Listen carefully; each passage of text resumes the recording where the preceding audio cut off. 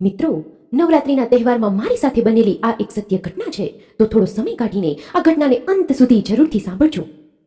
મારું નામ આરતી છે. હું અને મારો પરિવાર અમદાવાદ શહેરમાં રહીએ છીએ.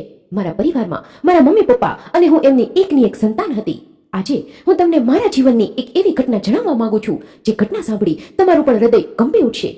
દુનિયાની દરેક સ્ત્રીને પ્રેરણા મળે એવી આ ઘટના તમારી આંખો ઉઘાડી દેશે. હું 12 વર્ષની હતી જ્યારે મારા પપ્પાને નોકરીમાંથી બદલી થતા અમે અમદાવાદ શહેરમાં આવ્યા હતા. અહીં આવતાની સાથે જ થોડા દિવસ અમને નવા શહેરનો અનુભવ થતા વાર લાગી, પણ ધીમે ધીમે અમને આ શહેર પોતાનું લાગવા માંડ્યું. પહેલા તો અમે ગામડે રહેતા હતા, પણ મારા પપ્પાની નોકરીના લીધે અહીંયા અમારે આવવાનું થયું હતું. નવા શહેર સાથે નવા લોકો અને નવી જગ્યા પર રહેવાનું હતું. મને મારી જૂની યાદગીરી મહેસૂસ થતી હતી અને હવે તો ફરી એક નવી જિંદગી શરૂ કરવાની હતી. નોકરિયાત માણસોની આ જિંદગીથી સૌ કોઈ વાકેફ છે, એમાં કંઈ નવું ન હતું. મારા મમ્મી પપ્પાને હું એકની એક સંતાન હોવાથી એમણે મને પૂરેપૂરા લાડકોડમાં ઉછેરી હતી. નાનપણથી જ મને તૈયાર થવાનો અને ચણિયાચોળી પહેરવાનો ગાંડો શોખ હતો. હું રોજ મારા મમ્મી પાસે મને તૈયાર કરવાની જીદ કર્યા કરતી. નાનપણથી જ ઘરમાં એકલી હોવાથી મારા મમ્મી પપ્પાએ મારી બધી જ જીદ અને માંગણી પૂરી કરી હતી. અને સાથે સાથે હું પહેલેથી જ એકલી રહેવાવાળી વ્યક્તિ હતી, કારણ કે ઘરમાં કોઈ બીજાનો સાથ ન હતો. એટલા માટે હું વધારે એકલા રહેવાનું જ પસંદ કરતી હતી. ક્યારેક મારા મમ્મી પપ્પા મને કોઈ પાર્ટીમાં કે કોઈ ફંક્શનમાં સાથે લઈ જાય તો પણ હું ઘરે જવાની જીદ કર્યા કરતી. મારા પપ્પાએ શહેરની એક નાની સ્કૂલમાં મારું એડમિશન કરાવી આપ્યું અને નવી સ્કૂલમાં આજે મારો પહેલો દિવસ હતો. અંદરથી તો મને ખૂબ ગભરાટ થતો હતો, કેમ કે અહીંયા હું કોઈ પણને ઓળખતી ન હતી.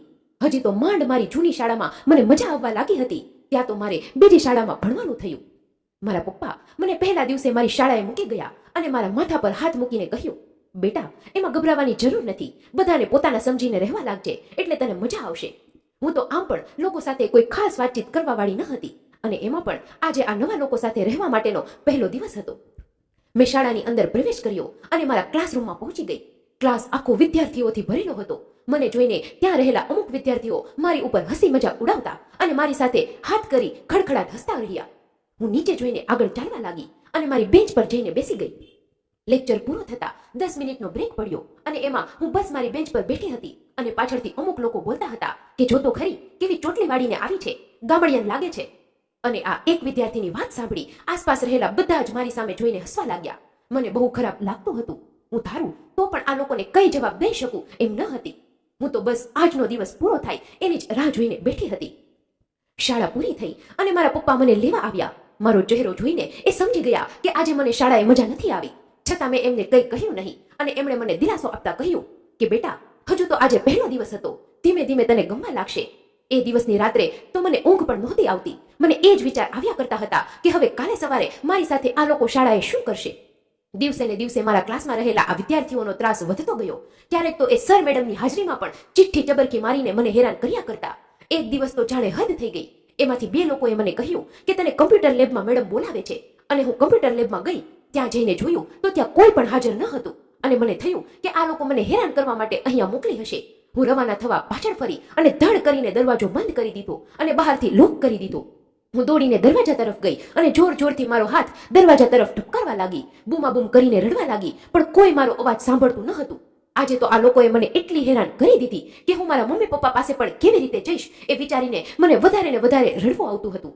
આમ તો પહેલેથી જ હું એકલી મોટી થયેલી હતી અને વધારે કઈ અનુભવ ન હતો, એટલા માટે મનથી થોડી ડરપોક હતી. નાની નાની વસ્તુમાં ગભરાઈ જતી હતી.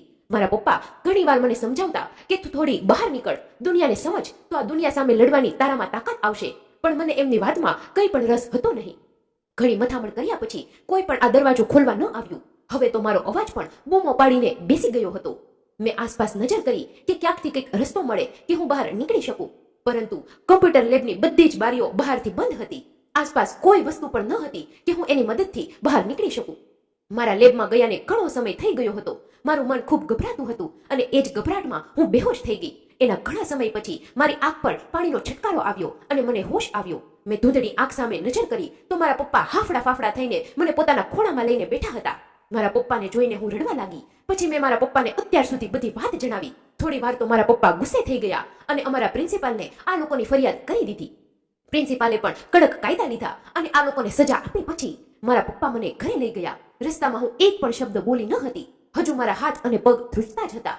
ઘરે જઈને મારા પપ્પાએ મને એની પાસે બેસાડી માથા પર હાથ ફેરવીને કહ્યું, બેટા, એક વાત હંમેશા જિંદગીમાં યાદ રાખજે, જ્યારે પણ મુસીબતમાં હોઈએ ત્યારે બીજાની મદદની અપેક્ષા કરતા પોતાના પર વિશ્વાસ રાખવો જોઈએ, જેથી ગમે એવડી મુસીબત હોય તમે એમાંથી બહાર નીકળી શકો. અને માણસની સાચી લડાઈ તો એના ડર સામે જ હોય છે.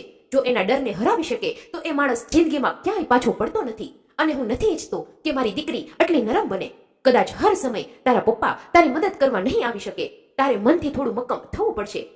પપ્પા જે કંઈ પણ મને કહી રહ્યા હતા એ બધું જ સાચું હતું, પરંતુ આજ સુધી મને આવો કોઈ અનુભવ થયો ન હતો. અને નાની નાની વસ્તુમાં મને ખૂબ ડર લાગતો હતો. આ ડર મારો ક્યારે પણ ઓછો નહીં થાય એ તો હું જાણતી હતી.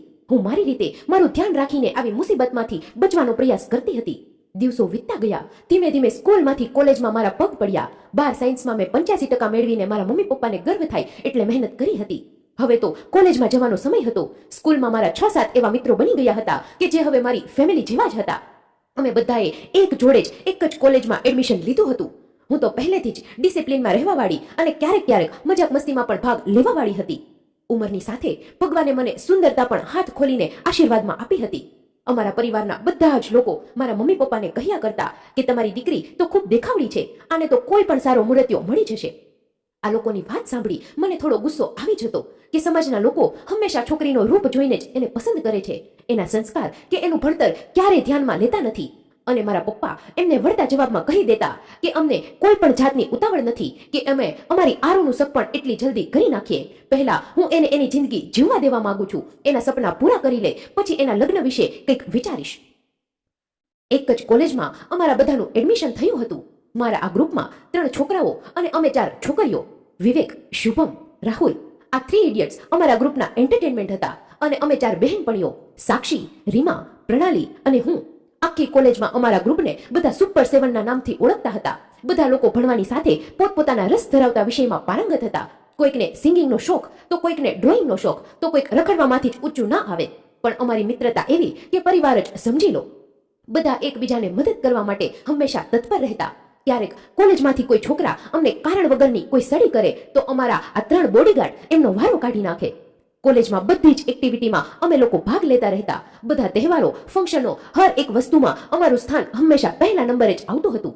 ક્યારેક તો આ લોકો મારી મજાક ઉડાવતા કહેતા રહેતા કે આરુ, આમ તો તું બહુ હોશિયાર છે, પણ એક વાતનો અફસોસ છે યાર કે તું બહુ ડરપોક છે. નાની નાની વસ્તુમાં આમ કોણ ડરે? તને તો કોઈ પાછળથી બોલાવે તો પણ તું ઝપકી જાય છે. આમ કરીશ તો જિંદગીમાં શું આગળ વધીશ? હું એ લોકોને કહેતી કે બસ હવે કરાટેની ટ્રેનિંગ શરૂ કરવી છે, પછી તમે બધા જુઓ એક એકને એવા મુક્કા મારીશ કે અહીંયા ને અહીંયા ઢેર થઈ જશો. અને બધા ખડખડાટ હસવા લાગતા. અભ્યાસની સાથે અમારી મજાક મસ્તી પણ હંમેશા જરૂર હતી. એમાં પણ નજીકના દિવસોમાં જ મારો ફેવરેટ તહેવાર એટલે કે નવરાત્રી આવવાની હતી. ભાગ્યે જ કોઈક માણસ એવો હશે જેને નવરાત્રી પસંદ નહીં હોય, પરંતુ ગુજરાતની કોઈ એવી છોકરી નથી કે જેને નવરાત્રીની રાહ ના હોય. નાનપણથી જ મને ગરબાનો ખૂબ શોખ હતો. સાથે સાથે બધા લોકો મને ગરબા ક્વીન પણ કહેતા હતા. નવરાત્રી આવે અને હું તો જાણે ગાંડી તૂર બની ગઈ હોય એવી રીતે નવરાત્રીની તૈયારી કરતી હોય. નવરાત્રીના 2 મહિના અગાઉ કયા દિવસે શું પહેરીશ, કેવી રીતે તૈયાર થઈશ અને કેવા કપડાં લઈશ એના એજન્ડા મારી નોટબુકમાં લખાવા માંડ્યા હોય. સાથે મારા ગ્રુપમાં પ્રણાલી અને રાહુલને ગરબા આવડતા ન હતા, એટલા માટે એ લોકો રમવાની ના કર્યા કરતા. હું તો ગરબાની શોખીન હતી એટલે પહેલેથી જ મને બધા જ ગરબા આવડતા હતા. હું એમને આશ્વાસન આપતા કહેતી કે તમે ચિંતા ન કરો, હું તમને શીખવાડી દઈશ અને પછી આપણે બધા મળીને ગરબા રમીશું. કારણ કે જિંદગી અને ગરબામાં કયું ડગલું આગળ અને પાછળ ભરવું, જો એ આવડી જાય તો તમે સાચા ખેલૈયા છો એમ સમજી લેવું. અને બધા મારી મજાક ઉડાવતા કહ્યા કરે, વાહ આરુ દેવી વાહ, શું પ્રવચન આપ્યું છે તમે. નવરાત્રીના દિવસોમાં મારા ચહેરા પર અલગ જ રોનક છવાઈ ગઈ હોય. મારા પપ્પા સાંજ પડે અને મને ગરબા રમવા માટે મૂકી જાય. ગરબા પૂરા થાય પછી હું એમને ફોન કરીને જાણ કરું અને એ મને ફરી લેવા માટે આવી જાય. આ કાર્યક્રમ 9 દિવસ શરૂ રહે. આ વખતે તો આ શહેરમાં મારી પહેલી નવરાત્રી હતી અને આજ સુધી મેં અમદાવાદની નવરાત્રીનું ખૂબ સાંભળેલું હતું અને ક્યારેક ઈચ્છા પણ હતી કે હું એક દિવસ પણ અહીં જરૂર આવીશ. અને ભગવાને મારી એ ઈચ્છા આજે પૂરી કરી હતી. હંમેશાની જેમ મારા પપ્પા મને પાર્ટી પ્લોટ ઉપર મૂકીને ઘર તરફ ગયા. હું અને મારા બધા જ મિત્રો એકઠા થયા અને હસી મજાક કરતા કરતા અંદર ગયા. અંદરનું વાતાવરણ એટલું જ ઉત્સાહિત હતું કે જાણે તો સંગીત સાંભળી મારા પગ સ્થિર થવાનું નામ નહોતા લેતા. માતાજીની આરતી કરી બધાએ ગરબે રમવાનું શરૂ કર્યું. મારા મિત્રો તો મને જોતા જ રહેતા કે આરુમાં તો જાણે આપણે દીપિકા પાદુકોણ આવી ગઈ હોય એવી રીતે ગરબા રમવા લાગી છે. ગરબા એક એવી વસ્તુ છે કે જે એક ગુજરાતીના અંતર આત્મામાં વસેલું હોય છે. ગમે એવા ઉદાસ માણસના ચહેરા પર તેજ લગાવી દે એવું છે. નવરાત્રીના દિવસો પસાર થતા રહ્યા. એક દિવસ અમે બધા ગરબા પૂરા કરીને બહાર નીકળ્યા અને મેં મારા પપ્પાને લેવા માટે ફોન કર્યો. મારા મમ્મીએ મને ફોનમાં જણાવ્યું કે પપ્પાની તબિયત અત્યારે થોડી ઠીક નથી, એટલા માટે પપ્પા મને લેવા આવી શકે એમ નથી. મને પપ્પાની ચિંતા થવા લાગી અને મેં મમ્મીને કહ્યું કે કંઈ વાંધો નહીં, તમે પપ્પાનું ધ્યાન રાખો, હું મારી રીતે મેનેજ કરીને ઘર સુધી પહોંચી જઈશ. સાક્ષી અને રીમા તો બંને એક જ સોસાયટીમાં રહેતી હતી, એટલે એ બંને તો સાથે જ નીકળી ગઈ. વિવેકને તો એના મોટા ભાઈ સાથે જવાનું હતું, એટલે એ તો ત્યાં જ અંદર બેઠો અને પ્રણાલીને એનો ભાઈ લેવા માટે આવી ગયો હતો, એટલે એ પણ ત્યાંથી રવાના થઈ. પછી તો હું અને શુભમ અમે બંને જ બચ્યા હતા. મેં શુભમને કહ્યું કે અહીંયાથી જ કોઈક ઓટો શોધીને હું મારા ઘરે જતી રહું. મારા પપ્પાની આજે થોડી તબિયત ખરાબ છે, એટલે એ મને લેવા આવી શકે એમ નથી. શુભમે મને કહ્યું કે તું ચિંતા ન કર, હું તને ઘર સુધી મૂકી જઈશ. પહેલા તો મેં એને ના પાડી, પણ ઘણી વાર સુધી ઓટોની રાહ જોવા છતાં પણ કોઈ ઓટો જોવા મળતી ન હતી. અંતે કંટાળીને શુભમે મારા ઘરે મૂકી જવા માટે મેં હા પાડી દીધી. અમે બંને એની બાઇક પર ઘરે જવા માટે નીકળ્યા. રાતના સમયે હું બહુ ઓછી ઘરની બહાર નીકળતી હતી અને દરરોજ ગરબા રમીને હું વહેલી જ ઘરે જતી રહેતી હતી. પણ આજે છેલ્લો દિવસ હોવાના લીધે અમે બધાએ દિલથી ગરબા રમ્યા હતા અને સમય પણ ઘણો વધારે જ થઈ ગયો હતો. મને મનમાં ને મનમાં મારા પપ્પાની ચિંતા થતી હતી, એટલે તો હું બસ ઘરે જ પહોંચવા માંગતી હતી. ઘનઘોર અંધારું અને આસપાસ કૂતરાઓનો અવાજ મને થોડો ડર લાગતો હતો. મેં શુભમને કહ્યું કે આજે મેઇન રોડ ઉપરથી જ ગાડી ચલાવજે, અંધારામાં હું બાઇક ઉપર નહીં જાઉં, કારણ કે મારા પપ્પા તો રોજ કાર લઈને મને લેવા આવતા હતા, એટલે આવા અંધારાનો મને કોઈ ડર લાગતો ન હતો. શુભમે મને કહ્યું કે તું કોઈ ચિંતા ના કર, બસ શાંતિથી બેઠી રહે, મને ખબર છે કે મારે શું કરવું જોઈએ. હું બસ મારા ફોનની ઘડિયાળ સામે નજર કરીને મારું ઘર આવવાની રાહ જોઈને બેઠી હતી અને મારી નજર રસ્તા પર પડી. મને લાગ્યું કે આ મારા ઘરે જવાનો કોઈ રસ્તો નથી. મેં તરત શુભમને કહ્યું કે તું આ ક્યાં રસ્તા પર લઈ જાય છે, અહીંયાથી મારું ઘર નથી આવતું. એણે મને કહ્યું કે આ મારા ઘર સુધી ઝડપથી પહોંચવાનો શોર્ટકટ છે. મને થયું કે એ પણ મને ઝડપથી ઘરે પહોંચાડવા માટે આ શોર્ટકટમાંથી ગાડી ચલાવતો હશે, અને હું શાંતિથી ગાડીમાં બેઠી રહી. આસપાસ માત્ર ઝાડી ઝાકરી અને નાનકડી કેડીવાળો રસ્તો, ચારે તરફ અંધારું અને રસ્તો પણ સુમસામ. મારો જીવ ગભરાવા માંડ્યો અને મેં શુભમને ગભરાતા ગભરાતા કહેવા લાગી કે તું અહીંયાથી ગાડી વાળી લે, ભલે ઘરે જવામાં મોડું થાય, પણ તું આવા રસ્તા પર ગાડી ના ચલાવ. શુભમે મને કહ્યું કે માંડ આજે મોકો મળ્યો છે તો મારા રસ્તામાં આડી ના આવ, મને જે કરવું હોય તે કરવા દે. શુભમની આ વાત સાંભળી મારા મનમાં થોડી શંકા થઈ કે આ શું બોલી રહ્યો છે અને એ મને આવા સુમસામ રસ્તા પર કેમ લઈ જાય છે. થોડી વાર રહીને એણે એક રસ્તા પર ગાડી ઊભી રાખી. આસપાસ દૂર દૂર સુધી જંગલ જેવું જ દેખાતું હતું અને આ એક નાનકડી કેડી જ્યાં એણે ગાડી ઊભી રાખી ત્યાંથી આગળ કોઈ રસ્તો જ ન હતો અને બાજુમાં જ એક મોટી ખાઈ હતી. આસપાસ કોઈ પણ લોકોની અવરજવર ન હતી. મને મનમાં નબળા વિચાર આવવા લાગ્યા કે શુભમ શું કરી રહ્યો છે. હું તો એના પર ગુસ્સે થઈ ગઈ અને શુભમને કહેવા લાગી કે તને ભાન છે કે તું ક્યાં આવ્યો છે? મારે ઘરે જવાનું મોડું થાય છે અને તું અત્યારે આ ક્યાં લઈને જઈ રહ્યો છે? એણે મારી સામે નજર કરીને કહ્યું કે મને બધી જ ખબર છે કે હું ક્યાં આવ્યો છું અને કેમ આવ્યો છું. ખબર નહીં કેમ, પણ મને આજે એની આંખમાં કંઈક બીજું જ દેખાતું હતું, જાણે તો એની નિયત બગડી હોય એવો મને આભાસ થતો હતો. પછી એણે એક સુમસામ જગ્યા પર એની ગાડી ઊભી રાખી અને મને નીચે ઉતરવાનું કહ્યું. હું બહુ ગભરાઈ ગઈ અને એને કહેવા લાગી કે પ્લીઝ મને મારા ઘરે પહોંચાડી દે, આ તું મને ક્યાં લઈને આવ્યો છે? એટલી વારમાં તો મને મારી પાછળથી કંઈક અવાજ આવ્યો. મેં ગભરાઈને મારી પાછળની તરફ જોયું તો બે છોકરાઓ અમારી તરફ આવી રહ્યા હતા. આ બંનેને આવી રીતે શુભમની સાથે ઊભા રહી ગયા અને આ આવેલા છોકરાઓ મને ખરાબ નજરથી જોતા અને ચહેરા પર કંઈક અલગ પ્રકારનું જ હસતા હતા. શુભમ મારી પાસે આવ્યો અને કહેવા લાગ્યો કે કેટલાય સમયથી રાહ જોઉં છું કે ક્યારે તું મને એકલી મળે, પણ તારા જેવી ડરપોક ક્યારે હાથમાં લાગી ન હતી. આજે માંડ લાગમાં આવી છો તો કેવી રીતે છોડું તને? અને આ ત્રણેય લોકો મારી નજીક આવવા ગયા. હું એક એક ડગલા પાછળ ભરતી એમ આ લોકો એક એક ડગલા આગળ આવતા. મને કંઈ સમજાતું ન હતું કે હવે મારી સાથે શું થવાનું છે. મિત્રો, આગળની ઘટનામાં શું બન્યું તેની વાત કરીએ તેના પહેલા જે પણ મિત્રો આપણો રેગ્યુલર વિડીયો નિહાળી રહ્યા છે અને રેગ્યુલર આપણા વિડીયોમાં કમેન્ટ કરી રહ્યા છે તે લોકોના નામ અમે આનંદ સાથે અહીં ઉલ્લેખ કરી રહ્યા છીએ. તે નામ આ પ્રમાણે છે: અરલેશાબેન ચૌધરી, હેમાબા વાઘેલા, વૈશાલીબેન શાહ, સમીમ ખાન, રસીલાબેન, સુધાબેન ત્રામડિયા, સુરતથી વિરલભાઈ, સુરેશભાઈ મહેતા, સ્વાતિબેન ઓઝા, વર્ષાબેન ગામિત, શોભનાબેન, મનુભાઈ વાગડિયા, સુરતથી રાજેશભાઈ, સોનલબેન પરમાર, સરોજબેન, મધુબેન કાકડિયા, શારદાબેન પટેલ, લીનાબેન પટેલ, પ્રવીણભાઈ પટની, કિંજલબેન પટેલ, બનાસકાંઠાથી સુરેશભાઈ જોશી, ઝાલા ચંપાબેન, હળવદ જાગૃતિબેન, આ બધા જ મિત્રો આપણા આગળના વિડીયોમાં ખૂબ સરસ મજાની કમેન્ટ કરી રહ્યા છે, જેમનો અમે હૃદયપૂર્વક આભાર માનીએ છીએ. મિત્રો, જો આમાંથી કોઈ પણ લોકોના નામ બાકી રહી જતા હોય તો આવતા એપિસોડમાં અમે જરૂરથી તે નામનો ઉલ્લેખ કરવાની કોશિશ કરીશું. પરંતુ આપ દરેક એપિસોડમાં કમેન્ટ કરતા રહો, સાથે આપનું નામ પણ લખતા રહો, જેથી અમને આપના નામ બોલવામાં સરળતા રહે. અને ખાસ મિત્રો, નોંધ લેશો કે જે પણ મિત્રોએ ચેનલને સબસ્ક્રાઇબ કરેલી હશે અને વિડીયોને લાઇક કરેલો હશે તેના નામ જ ઉલ્લેખ કરવામાં આવશે, જેથી ખાસ કમેન્ટની સાથે આપનું નામ પણ લખતા રહેવું. આપનું નામ વાંચીને તમારા સગા વહાલા જો આપણા વિડીયો જોતા હશે તો તે પણ ગર્વ કરશે. તો ચાલો મિત્રો, હવે આગળની ઘટનામાં શું બન્યું તેની વાત કરી લઈએ. શુભમે મારી નજીક આવીને મારો હાથ પકડી લીધો અને કહેવા લાગ્યો કે હું તને ખૂબ જ પ્રેમ કરું છું, એટલે મારી થઈ જા, બાકી હું તને જીવતી નહીં છોડું. હું એની વાત સાંભળી ખૂબ ગભરાઈ ગઈ અને કહેવા લાગી કે તું આ શું બોલી રહ્યો છે? આપણે તો ખૂબ સારા મિત્રો છીએ અને તું આ મારી સાથે શું કરી રહ્યો છે? એ મને કહેવા લાગ્યો કે આપણે મિત્રો તો રહીશું જ, એમાં મને કોઈ વાંધો નથી, પણ બસ આજની રાત અમને ત્રણેય દોસ્તારોને ખુશ કરી દે. કાલથી અમે તને કામ વગર પણ બોલાવીશું નહીં. શુભમની આ વાત સાંભળતા જ મને એના પર ગુસ્સો આવ્યો અને મેં એને એક તમાચો લગાવી દીધો. મારા આ તમાચાના લીધે એનો મર્દ અહંકાર ખવાયો અને જાણે તો એનામાં કોઈ રાક્ષસ કે હેવાન આવી ગયો હોય એવી રીતે મારી સાથે બળજબરી કરવા લાગ્યો. હું બૂમાબૂમ કરવા લાગી, આ બધા સામે હાથ જોડતી રહી અને મારી ઇજ્જતની ભીખ માંગતી રહી. પણ આ લોકો મારી કોઈ વાત સાંભળતા ન હતા. મને અફસોસ થતો હતો કે મેં શા માટે શુભમની સાથે ઘરે જવાનું નક્કી કર્યું. હવે તો મને ખબર પણ ન હતી કે હું ઘરે જઈ શકીશ કે નહીં.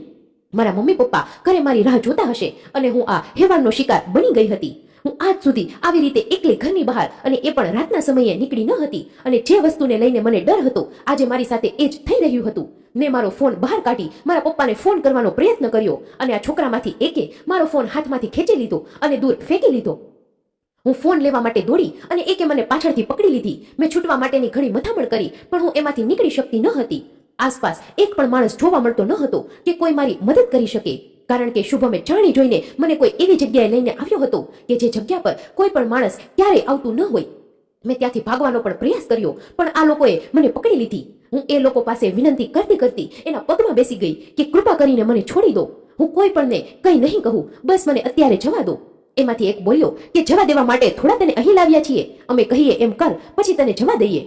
તમે જે કહી રહ્યા છો એ કોઈ દિવસ શક્ય નહીં થાય. તમારે જે કરવું હોય એ કરી લો. મારી આ વાત સાંભળતા જ શુભમને ગુસ્સો આવી ગયો અને એણે મારા વાળ પકડીને કહ્યું કે આમ તો ગરોળી જોઈને પણ બૂમાબૂમ કરે છે, તો આટલી જીભ કેમ ચલાવે છે? તારી જેવી છોકરીઓને તો જાળમાં ફસાવી એ અમારી ચપટીનો ખેલ છે. મને કંઈ સૂચતું ન હતું કે હું કેવી રીતે હવે મારો બચાવ કરીશ.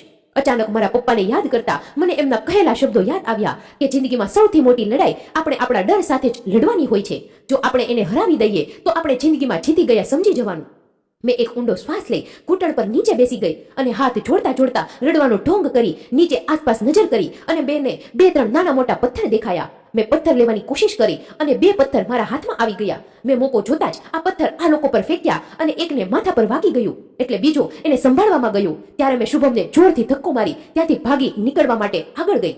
સાથે મેં એક ધૂળની મુઠ્ઠી પણ હાથમાં ભરી લીધી. શુભમ જેવો ઊભો થઈને મારી પાછળ દોડવા ગયો ત્યાં જ મેં આ ધૂળ ભરેલી મુઠ્ઠી એના ચહેરા ઉપર નાખી અને એની આંખોમાં ધૂળ જતા એને કંઈ સ્પષ્ટ દેખાતું ન હતું અને મને મોકો મળી ગયો કે હું ત્યાંથી નીકળી શકું. અને પેલા છોકરાઓની પાસે મારો ફોન મેં હળવેકથી ખેંચી લીધો અને એમાંથી 100 નંબર પર ફોન કરી દીધો અને હું આસપાસ કંઈ પણ જોયા વગર ભાગવા લાગી. એટલી વારમાં તો આ લોકો પણ મારી પાછળ પાછળ દોડવા લાગ્યા અને કહેવા લાગ્યા કે આજે તો તું હવે નહીં બચે, તે બહુ ખોટું કરી દીધું. હું અંધારામાં અજાણ્યા રસ્તા પર દોડવા લાગી અને આ લોકો મારી પાછળ જ આવતા હતા. હવે આગળ મારી સાથે શું થશે એની મને કંઈ ખબર ન હતી, પણ જિંદગીમાં પહેલીવાર કંઈક હિંમત કરીને મારી માટે કંઈક કર્યું હતું એની મને ખુશી હતી. થોડે આગળ જતા મને થોડું અજવાળું દેખાયું અને મને સમજાઈ ગયું કે કદાચ મેઇન રોડ આવી ગયો હશે, અને એટલી જ વારમાં મારી નજર સામે આવતી એક લાઇટવાળી ગાડી પર પડી અને આ ગાડી પોલીસની હતી. પોલીસે એની નજર સામે જ મારી પાછળ દોડતા આ ત્રણેય છોકરાઓને જોઈ લીધા. શુભમ અને એની સાથે આવેલા આ 2 છોકરાઓએ પોલીસને જોઈને ભાગવાનું શરૂ કર્યું, પણ પોલીસે એમને પકડી લીધા. પછી તો મેં આ ત્રણેય છોકરાઓના વિરુદ્ધમાં પોલીસ સ્ટેશનમાં ફરિયાદ નોંધાવી અને એમને કડકમાં કડક સજા મળે તેની માંગણી કરી. એટલી વારમાં તો પોલીસે મારા ઘરે પણ જાણ કરી દીધી હતી. મારા મમ્મી પપ્પા તરત જ પોલીસ સ્ટેશન પર આવી પહોંચ્યા. મારા મમ્મી પપ્પાને જોઈને હું તો એમને ભેટીને રડવા જ લાગી.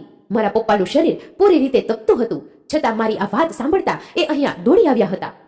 પછી તો પોલીસ ઇન્સ્પેક્ટરે આખી ઘટનાની વાત મારા મમ્મી પપ્પાને કરી. આજે મને મારા પપ્પાની આંખોમાં મને લઈને ગર્વ અને ચિંતા બંને દેખાતી હતી. એક તો એમના વગર એની લાડકી સાથે બનેલી ઘટના, અને બીજી તરફ એની લાડકીએ આજે સિંહણ બનીને સામનો કર્યો એ ઘટના. આજે મને પહેલીવાર અંદરથી ડર નહોતો લાગતો અને આજે મારું મન એટલી હિંમત કરીને આવી મુસીબતનો સામનો કરીને ખુશ હતું. હું શુભમની પાસે ગઈ અને ફરી એને એક તમાચો લગાવ્યો અને કહ્યું, થેન્ક યુ મારો ડર આવી રીતે ખતમ કરવા માટે. પણ એક વાત યાદ રાખજે કે ક્યારેય કોઈ છોકરીને નબળી ન સમજતો. છોકરીની તાકાત ભલે કીડીની જેમ હોય, પણ જ્યારે એ ચટકો ભરે ને ત્યારે ભલભલાને સુજાડી દે છે. કદાચ તારે કોઈ બહેન નહીં હોય એટલે તારા મનમાં આવા ખરાબ ઈરાદા આવ્યા. જો તારે કોઈ બહેન હોત તો તે આ કામ ન કર્યું હોત. અને હું આજની બધી જ સ્ત્રીઓને એક જ કહેવા માંગુ છું કે હંમેશા કોઈ નારીની રક્ષા કરવા માટે શ્રી કૃષ્ણ નહીં આવે. હવે નારીએ પોતે જાતે જ શ્રી કૃષ્ણ બનવું પડશે. અને જો એક સ્ત્રીની અંદર લક્ષ્મીમાં હોય છે તો એની અંદર ક્યાંક એક દુર્ગામાં પણ હોય છે જે આવા અસુરોનો વિનાશ કરે છે. બસ એ સમયે હિંમત કરીને મારી જેમ આવી મુસીબતનો સામનો કરવો પડે. અને આજના સમયમાં તો બહારના લોકો કરતા ઘરના સમજતા ભેડિયા જ આવી માસૂમ દીકરીઓનો શિકાર કરે છે, જેથી સ્ત્રીએ પોતાની જાતે જ એની સલામતીનું પહેલા વિચારવું પડશે. અને કહેવાય છે ને કે એક સ્ત્રીનું હૃદય મીણબત્તી જેવું હોય છે, પણ મીણબત્તી જેટલી સળગે એનું મીણ એટલું જ વધારે ગરમ હોય છે. અને આજનો આ સમય આંસુ દેખાડવાનો નહીં પરંતુ આંખ દેખાડવાનો છે, જેથી પોતાના અંદર રહેલી શક્તિને ઓળખો અને આવા હેવાનો સામે લડવાની હિંમત ભેગી કરો. એ જ આપણી સાચી જીત છે. મિત્રો, આ